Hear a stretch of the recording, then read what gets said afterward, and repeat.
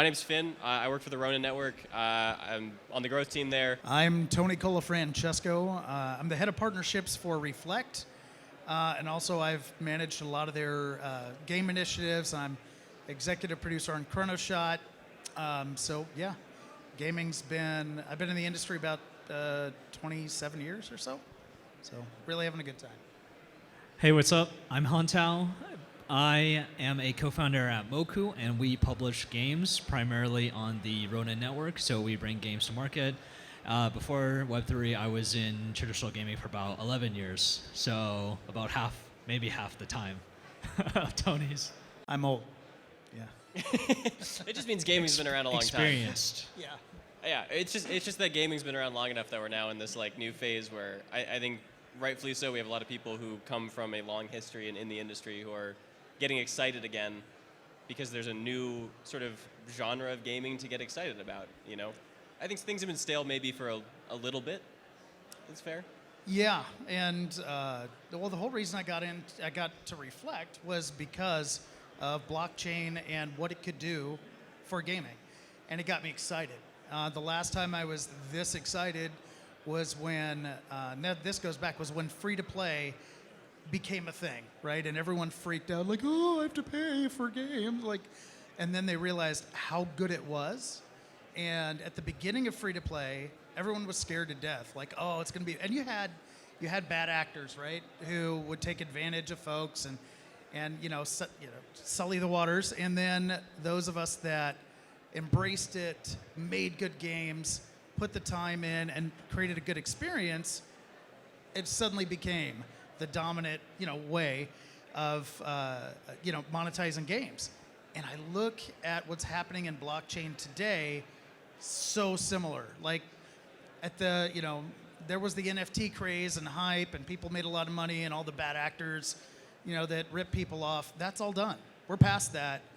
And now we're at that point where it's not, a bunch of craze that is good. It's got to be good game content, and it's got to be fun. And now we actually have to show how we're making gamers' lives better using blockchain technology. Yeah, I think that's like a lot of what we focus on at Ronin, right? Like, we started with Axie Infinity, which, for the most part, I think can be collectively just like called one of the greatest successes of Web3 gaming to date. I think it's one of the only games that's really hit any kind of mass scale users. It was about 2.8 million DAU at peak. And when I look back at like sort of how that's transpired, going from, starting with just building a game, right? And the concept of being, this was a group of guys who were in CryptoKitties and just kind of met each other and were into this concept of breeding and this concept of trading. And it turned into, okay, how do we build a game from that? And then, that game takes off like crazy and a community is built.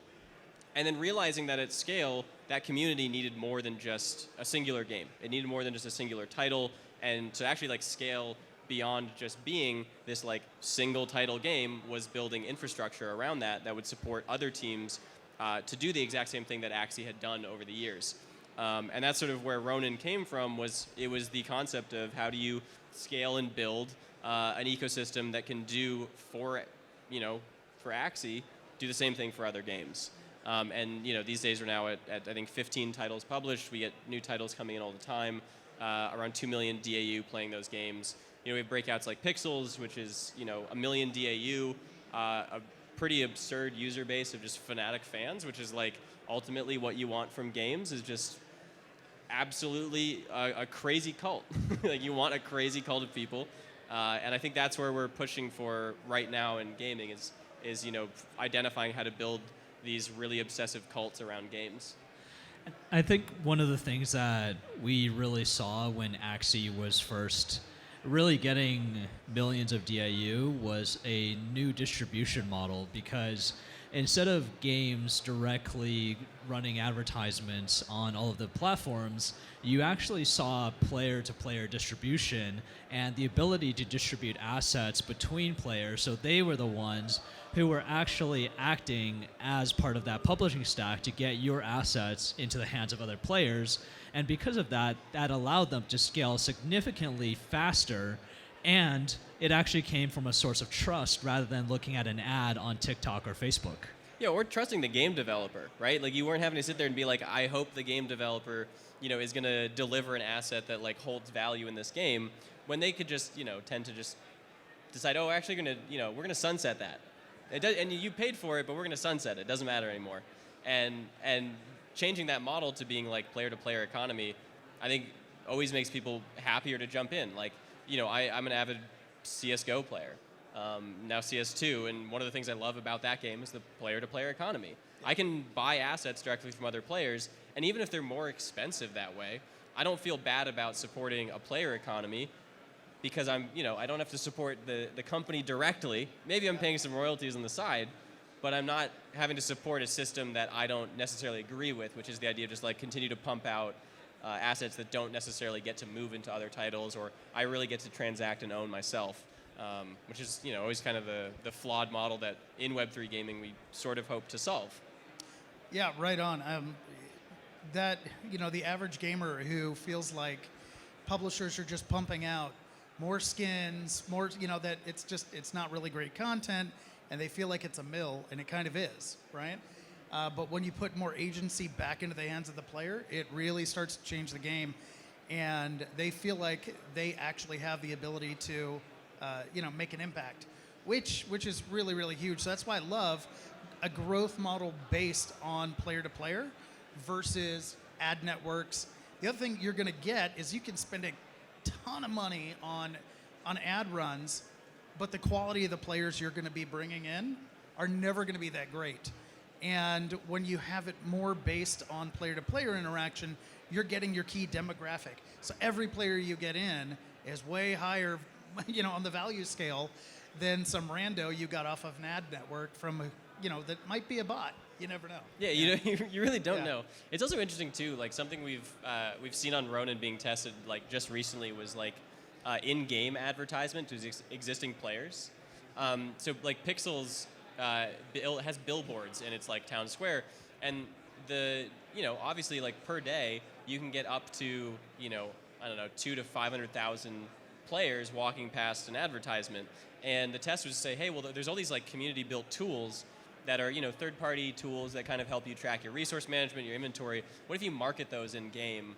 Like, is that even tangible on this like secondary level now of like not only is it player-to-player economy, but now it's like player-to-player advertising economy, using players as the liquidity for that advertising campaign.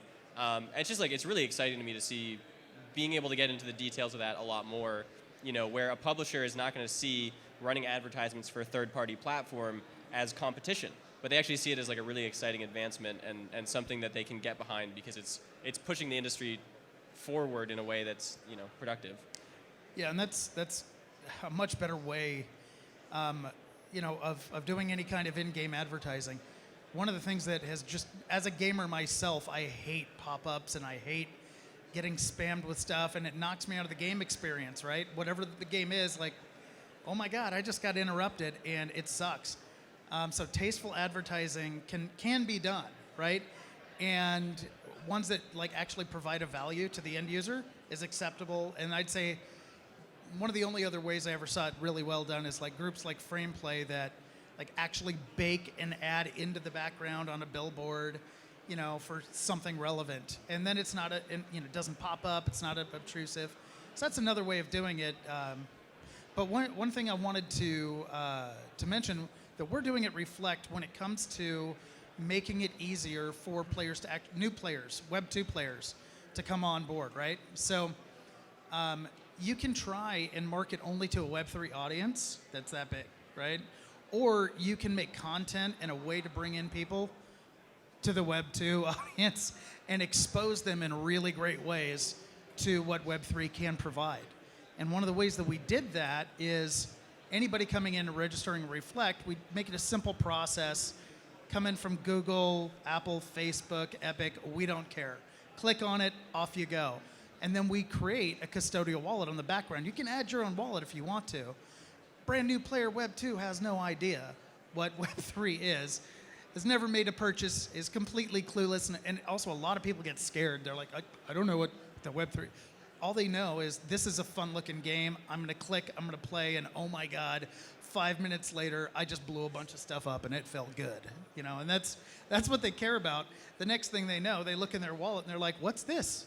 Yeah, they get like a reward for just playing a game and enjoying a game, and like Exactly. you know, that has never existed in a way that then they can take that and actually have the ownership of that. It's like I completed this task, I got this thing, and it's like, oh, maybe that's worth like a little bit of money, and that's such a crazy concept. Like the fact that, you know, we talk a lot about like thinking, you know, back to the days of like grinding out accounts on RuneScape and selling them, or I know Hentao, you were a big was it Diablo? Diablo 2. It was Diablo 2 gold arbitrager, and like, so there's these things have existed, but they've always been in that weird gray area of like they're not, the game itself is never going to support that, and so you kind of have to do it in these weird ways that are potentially against terms of service. But we're coming to this time frame where all the people who are doing that, suddenly there's like an entire ecosystem of games that want you to do that. I'm pretty sure all the players that exist in Web3 used to be World of Warcraft players, gold farmers, RuneScape players, like Diablo players, and Yeah. they're all here because of that. They're used to the grind. Very true. Yeah, right? they're used to the grind. They're used to the like the scale of things. Yeah, it's definitely like super cool to see how like because every now and again I'll test out some stuff on social where we'll like post about old games, you know, and being like, you know, you grew up in these streets kind of thing, and we always get like crazy engagement from the RuneScape stuff. Interested in partnering with Rare Network for media, marketing, and event production? Take your projects to the next level. Book a meeting today with one of our team members. Visit rarenetwork.io and join us in shaping the future of Web3. And from Ragnarok and from, you know, World of Warcraft and stuff like that. So it's like, it's super cool, because especially now, like, you know, we recently were able to get one of the Ragnarok IPs onto Ronin, which is crazy. It's like, that's, you know, That's fantastic. to anyone who doesn't know, Ragnarok was essentially just, it was, you know, the RuneScape of Southeast Asia. It's a massive, massive game. And we recently were able to kind of introduce them to blockchain and have them want to test IP in this new industry. They're a very successful game studio. They've built a lot of games, and so it's kind of cool seeing that come full circle where we're like, oh wait, maybe people are like actually interested in this, that know what they're doing and have done this for a very long time. You know, one of the things I get asked very often is like, well, okay, how does blockchain solve things for gamers? And I'm like, well, all you need to do is actually be a gamer and then tell me every frustration point you have, and guess what? We can it starts like, good Lord. Selling accounts, doing all that stuff, yeah, Yep. and it's against terms of service. Okay, right there is a great way when you actually get ownership of your items, and they're, you know, you're able to move them and able to grow them, and like, oh my God, it's all the stuff that we wish we could be doing back in the day without breaking terms of service, right? Yep. Or you're Getting like- a lawsuit from Apple. Yeah, exactly. And they're like, well, so I guess at the end of the day, like, blockchain can prevent you from getting a lawsuit from Apple. Yes. So And one of the many utilities.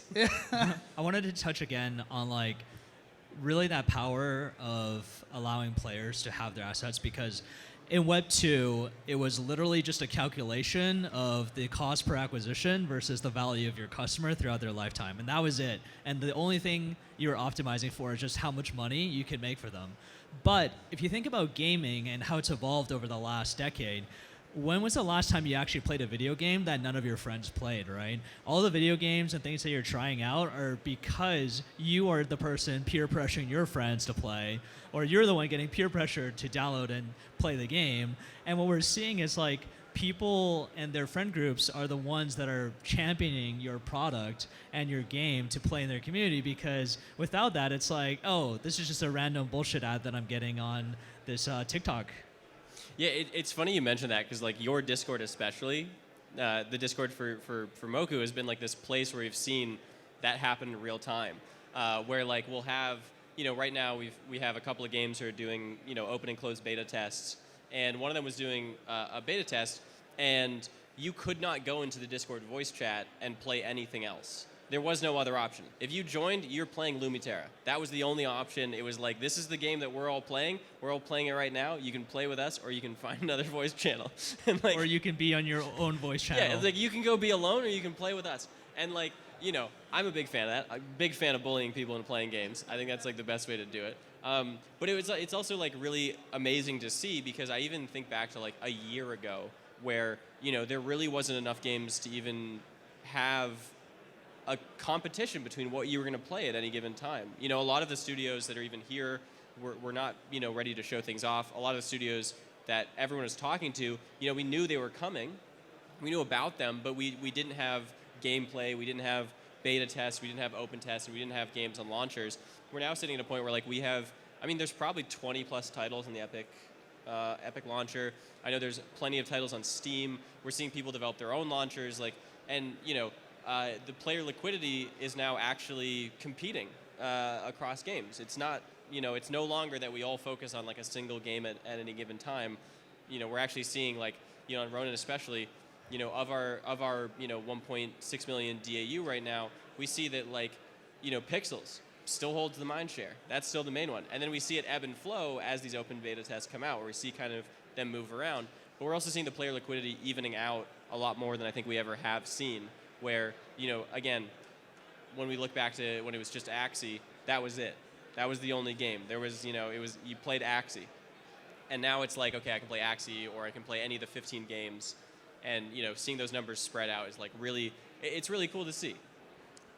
Yeah, it's a really exciting time, because we're, not across several companies. We're all having simultaneous launches, and it's great, and gives a lot more agency to the end user. I'm going to quickly do a shameless plug. We just went into early access last week with one of our titles, Chrono Shot. It's really, really fun. It's ridiculous and fun. And actually, if you go play it over at our booth today, you can see Charles and Nike in the game itself, which is just, we're like, let's do it. And he was playing it, which is fun. But yeah, we're launching titles right now. We're also bringing on a bunch of Cardano games that are fantastic.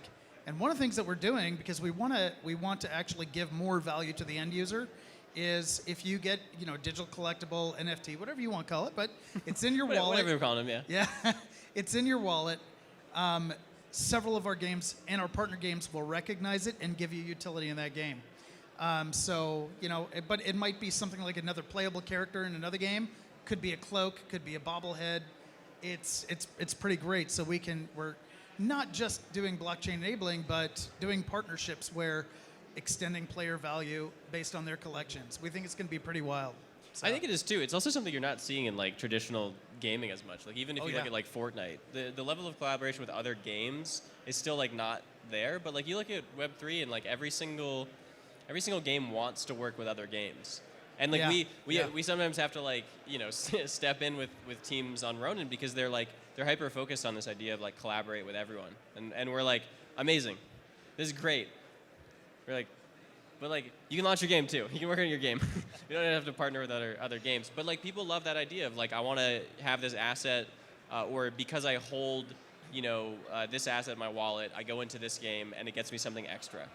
That to me is so cool. Like the idea that if I was playing a bunch of Call of Duty and somehow loaded up, I don't know, some other game, like jumped into Fortnite, that because of my playtime or because of some connection to my player profile, I get a benefit in that other game. There's never really been a tool that solves for that until blockchain comes in and goes, hey, your wallet's your player identity, it's your source of truth. Yep. So now you can go in across multiple genres of games, multiple places, and have that player profile that identifies, hey, this person's a giant fan of this game, and because they're a giant fan of this game, when they jump into this new game, they're going to get a special skin that identifies them as a fan of that genre. And then they get to find people in that game that are also going to have that same skin, and they get to connect and share experiences that like otherwise it'd be a little more difficult to figure out.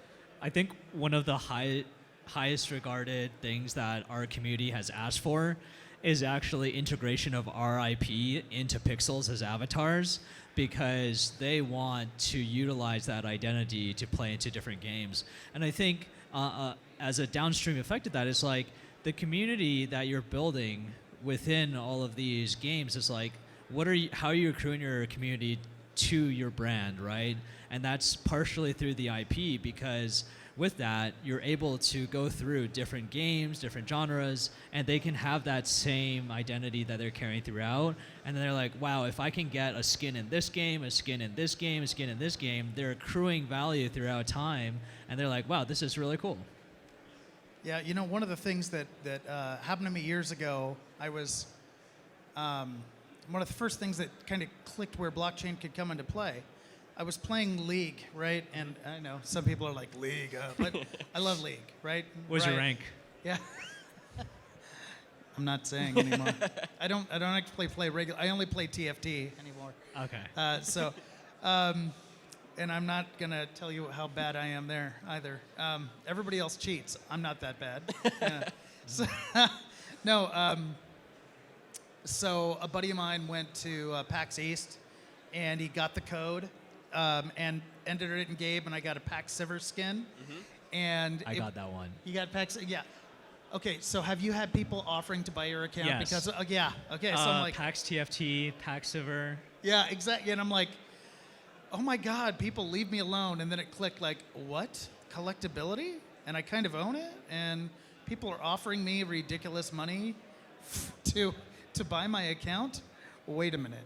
And and then seeing how the drive, where things that you would own and collectability and rare things, you know, and the value that the other players have on it. See, it wasn't any person. Nobody said it's worth $1,000. I just had a bunch of people offering me $1,000 for my account. Mm-hmm. And I'm like, wow, the community put the value on that. But thinking how that could be, how could that whole process be better? And then when blockchain became a thing, I'm like, oh, there it is. Yeah. There it is. Yeah, I think it was a similar thing for me. I remember I had been working in crypto for a bit, and in 2022 I ended up meeting Paul and Katie Bettner, who Paul was behind Age of Empires and Xbox Live and Words with Friends and a bunch of really amazing titles and products. And I had met them, and they were talking about building a Web3 game. And as a gamer myself, I was like a little bit skeptical. I was like, crypto gaming. I was like, yeah, I'm into crypto, but crypto gaming, like, what has this really been? And they kind of explained the thesis of just like, you should be able to exist within an ecosystem of game titles where everything that you own is transferable. They were like, what games did you play? And at the time, I was like playing a lot of Battlefield. And I was like, yeah, I've been spending hundreds of thousands of dollars every single title on skins, cosmetics, expansions, and they've never carried forward. There's never been any benefit to that, ever. I might own a Counter-Strike knife that's worth a couple grand that I can't use anymore because I don't play the game. We don't have to get into my Counter-Strike inventory. But that's another example of a game where like that, then it clicked. Once I sort of compared it to the fact that like, I've been playing Counter-Strike and spending a lot of money on skins, but at every avenue, I can transfer those skins around. I can send them to other players. I can sell them. Once that unlocked, I was like, okay, this makes sense. I was like, but then Valve, I don't want to support Valve, so Valve sucks. We got to replace Valve. We got to fix Valve. How many times have I heard that? Yeah, right. And so like it clicked a little bit for me of the concept of just like, it's good to focus on wanting to replace systems that we all have just begrudgingly gone with for many years. Because there was no other choice. There was no other choice, and now there is, and that to me I think is the most exciting part. And one of the things that's making it's really exciting to me right now is the shift I have seen in folks who are actually working on games. Because I think early on, it was people making really mediocre games, trying to then just sell NFTs and shove stuff out. Where those of us who are actual gamers and consume this content and know that if something rubs us the wrong way, how dare we put that in front of our audience? And it's just making me really happy to see that shift in that, folks who love gaming are now the ones actually making the product. So it's good days. Yeah. We only have 2 seconds, so I'll close it out in terms of, we didn't talk about growth that much. No, we didn't. We kind of got sidetracked on everything else. Because I'm so short. I don't like talking about growth. But if you do want to grow your audience in Web3, I think it's literally how do you take care of your players? That's the most important thing, because we've all experienced it personally of getting fucked by Web2 There it is. companies and Absolutely. losing our assets, losing our things. So how do you take care of your players and how do you take care of your core community? And I think that's just the most organic way to grow. Dude, you couldn't have said it better. Perfect closing. Thank you.